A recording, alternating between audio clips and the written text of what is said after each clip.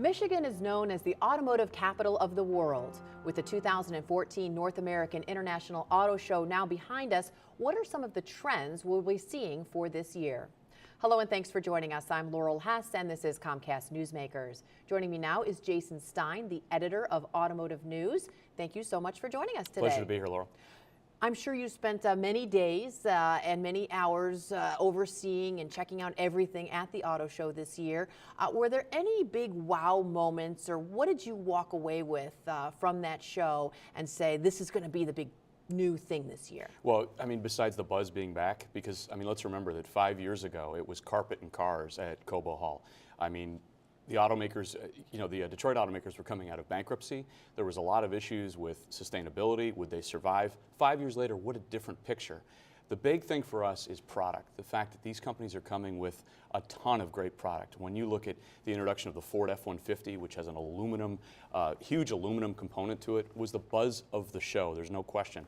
And, Chrysler is coming back with great product that they have, the new Chrysler 200, and GM has GMCs, Cadillacs, everything else that's now fitting into a premium space. They've elevated their game a little bit. So the Detroit auto companies have really come back from what was a near-death experience, and now you see it on the show floor.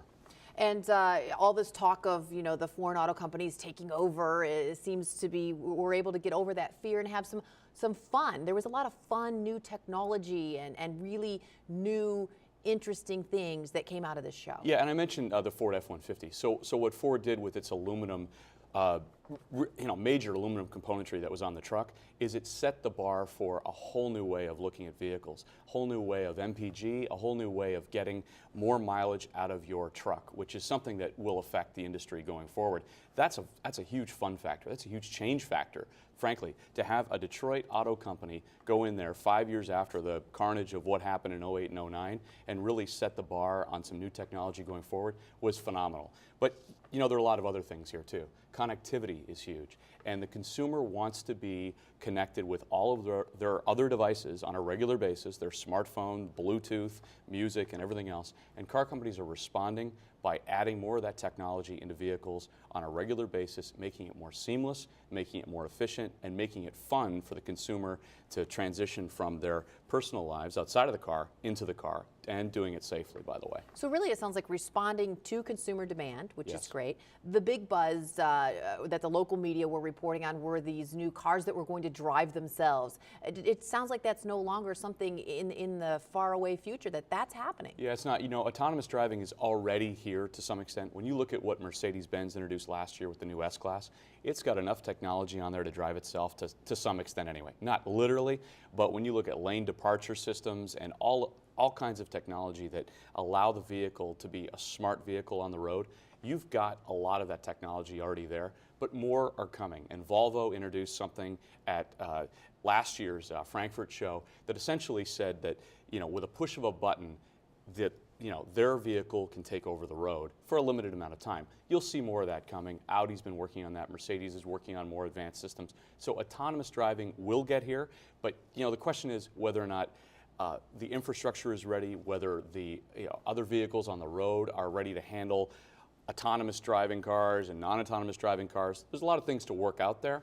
but they will be worked out. The point is that the future is closer than we really imagined when you look at autonomy.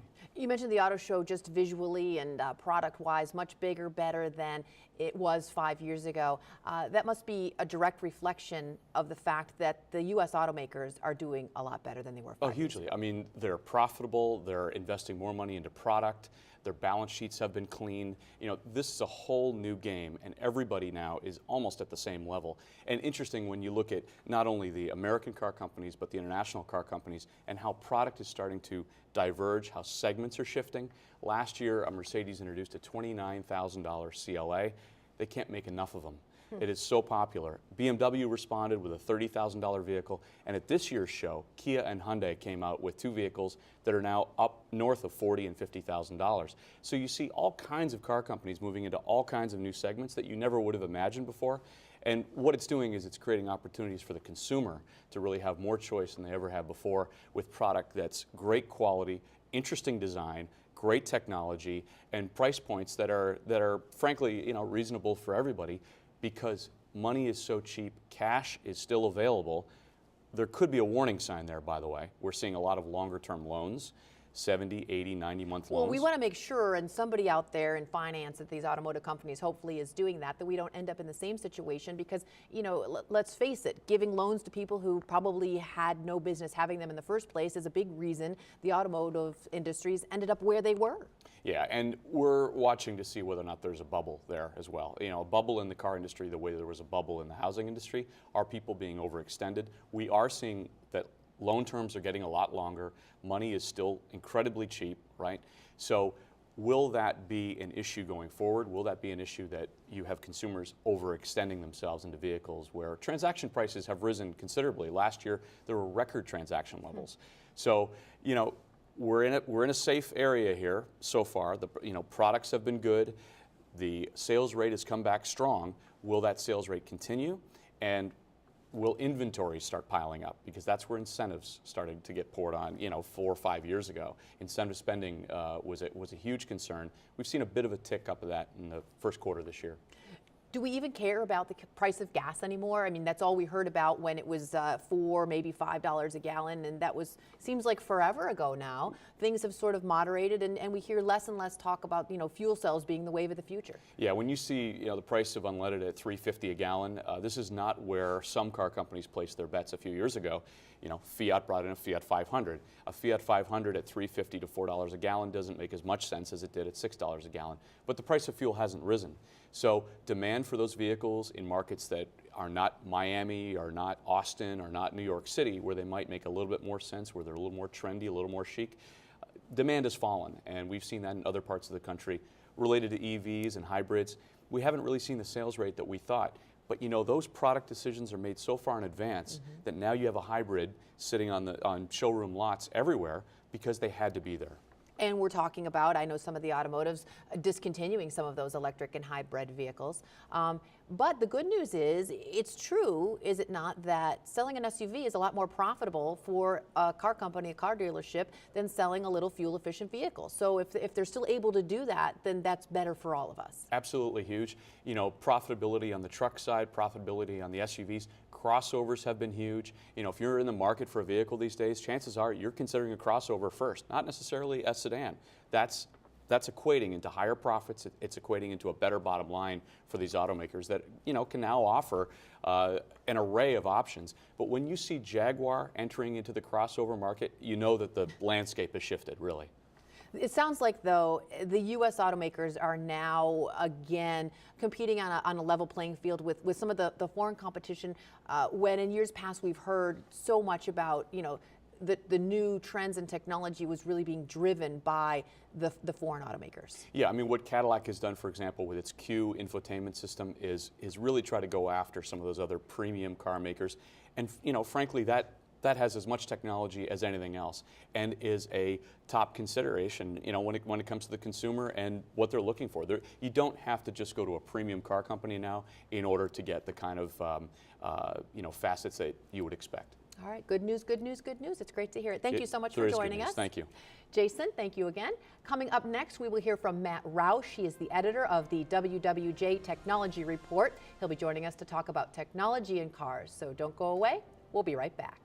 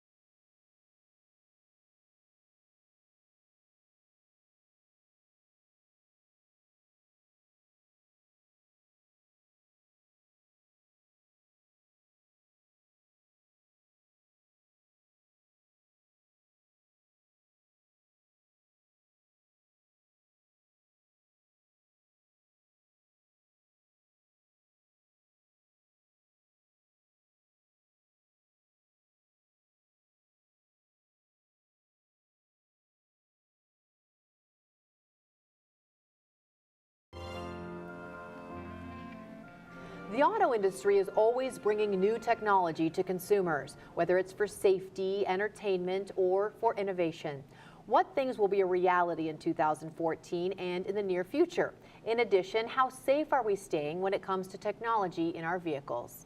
Joining me now is Matt Roush, the editor of the WWJ Technology Report, to talk about all of those things. Thank you so much for joining us today. Thank you. I appreciate the opportunity to be here. So there's all kinds of cool things going on, and it's all in development and really cool technology. But what really will we see perhaps later this year and into next year, new cool stuff that will make it into our cars? Well, they're working now and developing software that will help the apps in your smartphone or your tablet talk to your car so that you can enjoy those apps sort of on the dashboard of the car.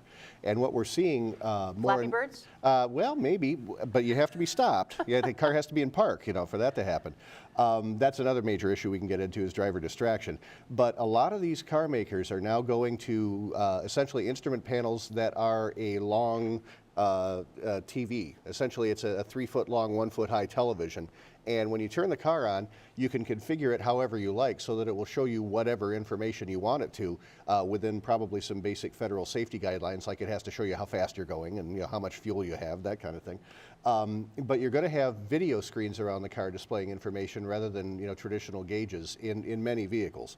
And it's going to be able to bring those apps from your smartphone into your car so that you'll have instant weather radar, traffic ahead, those sorts of things. It's really useful stuff for drivers, and that's all coming in just the next few years probably, because that stuff's at the trade shows now. And we'll begin to see that in some of the high-end luxury vehicles, but Yes. hopefully over the years, as they work and they're perfected, they'll trickle down into a vehicle I can afford? Yeah, well, just like anti-lock brakes, just like traction control, just like a lot of these things, it's going to start out being a high-end vehicle draw and then gradually work its way into the mass market segment. The other thing that's really interesting that's happening right now is the whole idea of autonomous and connected vehicles. There's a major study going on right now in Ann Arbor, federally funded, where you have hundreds of vehicles equipped with essentially short-range radios, so that if one of those cars hits a patch of ice or if there's a big pothole, which is certainly something we can relate to now, this car will send out an alert, and any vehicle within 1,000 to 1,500 feet around it will pick up the location of the problem and what the problem is, and there will be some kind of warning display on the dashboard, maybe some kind of audible tone, something like that. I mean, a lot of these details have yet to be worked out. That's a little bit farther off, maybe 10, 12, 15 years off, but connected vehicles is another thing that's on the horizon.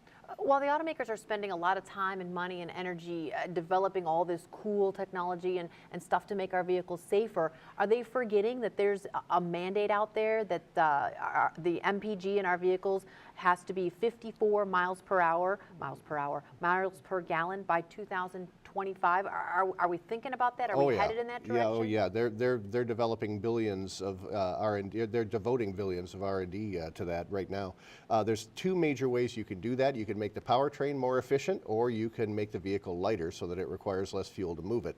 Both of those efforts are underway now, and in fact, we just heard this week that the Detroit area is getting a $140 million lightweight metals research institute that's going to be based in Canton Township and involve Wayne State, Michigan, and a whole bunch of industry partners.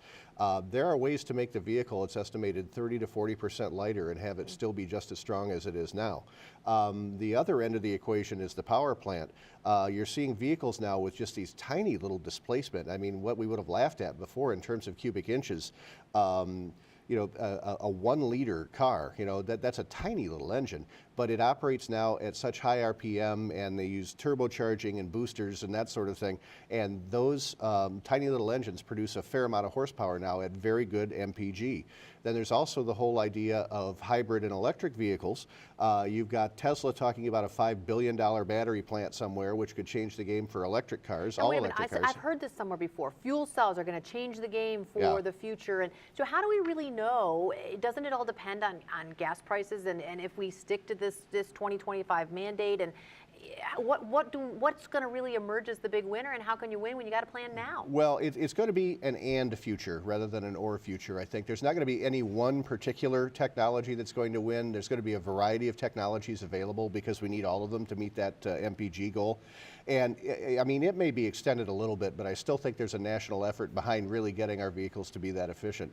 And so you're going to see gasoline internal combustion engines. You're going to see diesel internal combustion engines, clean diesels, much more popular in Europe than it is here. And I think a little bit of that is going to make its way across the Atlantic.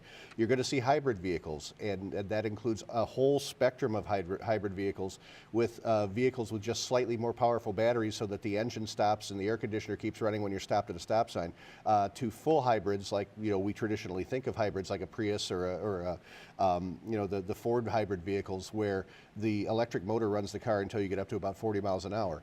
And then you're going to see electric cars. I think you're going to see all of these technologies, and it's going to depend on what you want. It's like cars will always be. It depends, what you want to spend and how fast you want to go and how much style you want.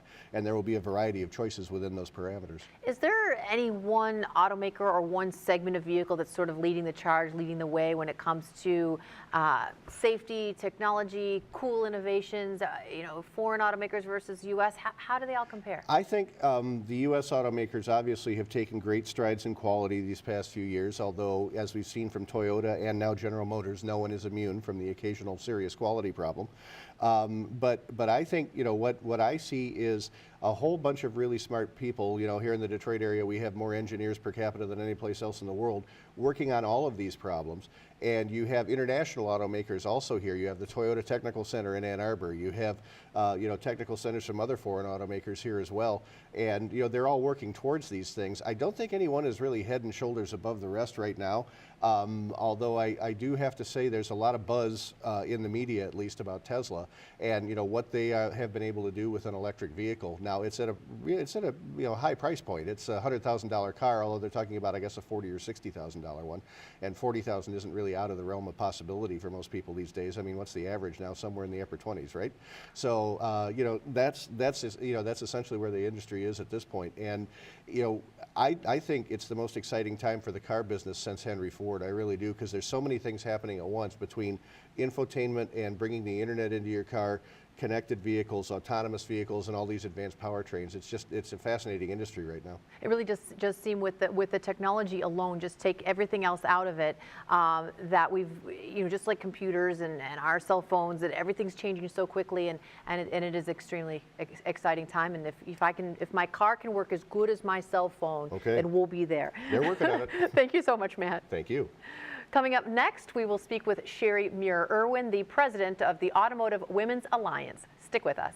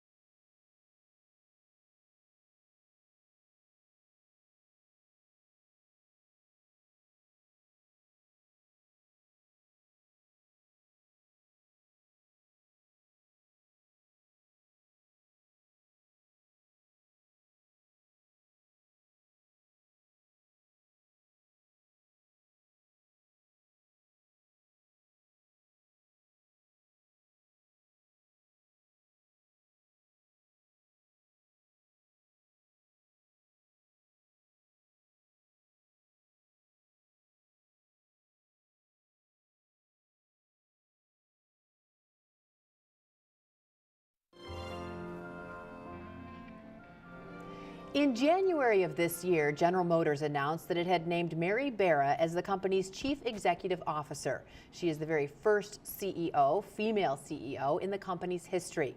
Will this move by GM pave the way for other women in the industry? Will we see more women in executive level positions than we have in the past? Joining me now to answer all of those questions is Sherry Muir-Irwin, the president of the Automotive Women's Alliance Foundation and a partner with the Hunter Group. Thank you so much for joining us today. Thank you for having me, Laurel. Appreciate it. How significant was it? How big of a deal was it when General Motors announced their new CEO was going to be a woman? Huge, huge. Can't overstate that enough. It wasn't just a woman. It was Mary Barra, and we knew from her background with GM, wonderfully qualified, had the experience, had the skill, had the education, had put in the time and the tough assignments. She was not only a woman, she was a very qualified woman for that role. And realistically, does that mean anything? What does that mean to other women in the industry, whether they're top executives or engineers, working at a lower level? And I might add, or young girls in school looking at where can I go with my life and my career.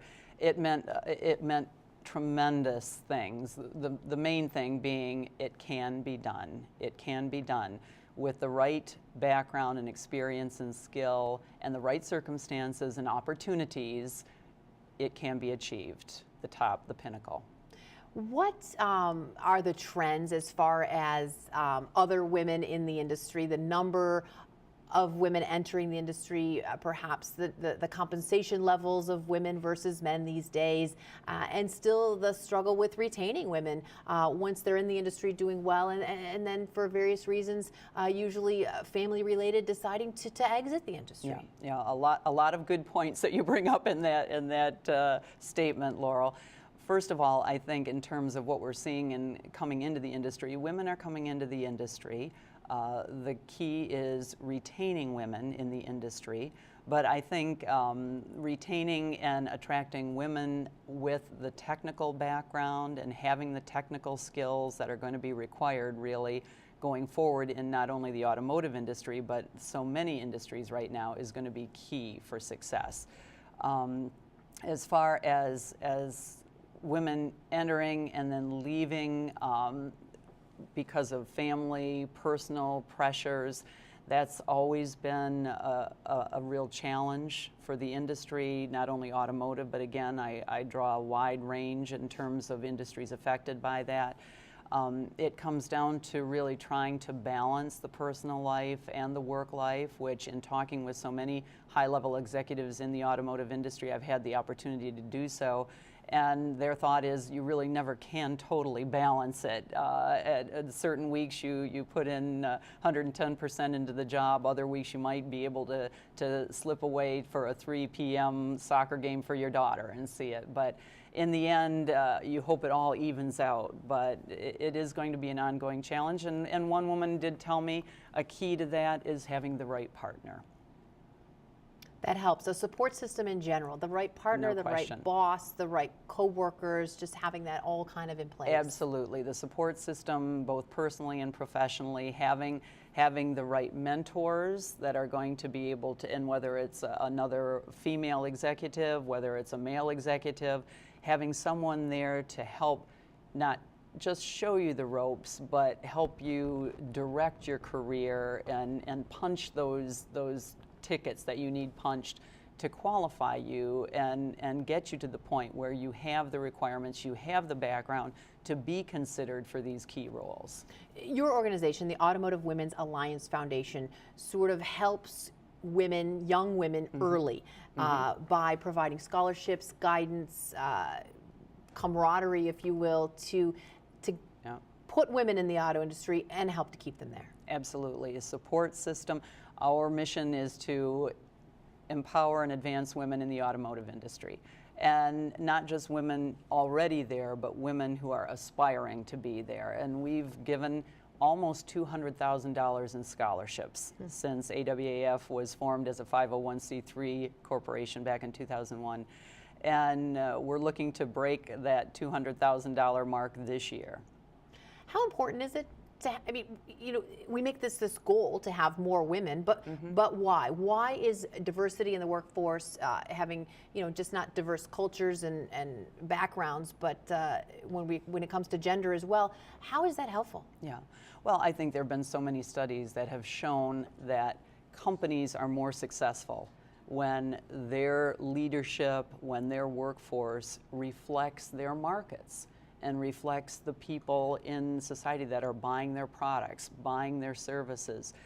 And having that diverse leadership team, that diverse workforce, brings in all of the various experiences and knowledge and skill from a variety of individuals, male, female, black, white, no matter what the diversity quotient is. That is going to make an organization much more successful, much more powerful. We can look at so many examples through history where companies have failed because everyone was in lockstep going down the same path, no diverse thinking, no new thought, no one there to rattle the cage and bring in new ideas. How does the general state of the auto industry affect the opportunities that may or may not be available for women? Things were pretty tough, as we saw some of the U.S. automakers going into bankruptcy 3, 4, 5 years ago. Now we really seem to be on an upswing. The state of the industry is doing so much better in general. Is that good news for women? Oh yeah, no question. It's good news for everybody. Back in 2009, 2008, they were dark times. We all remember those, and we don't want to go back. But I think the health of the industry is good for women, for men, for young people aspiring to get into some cool areas. That's one of our challenges, and it's not just for women, it's for men as well. Young men, young women coming out of college. How do we attract them? How do we get them into the industry, and how do we retain them when we're coming up against companies like Google and Microsoft and Yahoo? If you're a young woman today, middle schooler, high schooler, you're interested in tech, engineering, what should you be doing now to set yourself up for success? Well, I think you hit it on the head. If you're interested in tech, you're interested in engineering, look at the schools that really have strong programs in those areas. You want to pursue those programs, you want to pursue those schools. Look at getting internships. And that, in fact, at AWAF, we have a very strong scholarship program, as I mentioned. We're looking at taking that to the next step and connecting that with internships and possibly even full-time positions down the road. Oh, wonderful, wonderful. Thank you so much for joining us today. Appreciate it. Thank you, Laurel. Thank you to Sherry and also to all of our guests who joined us today for this very special edition of Comcast Newsmakers. Until next time, have a great day, and thank you for joining us.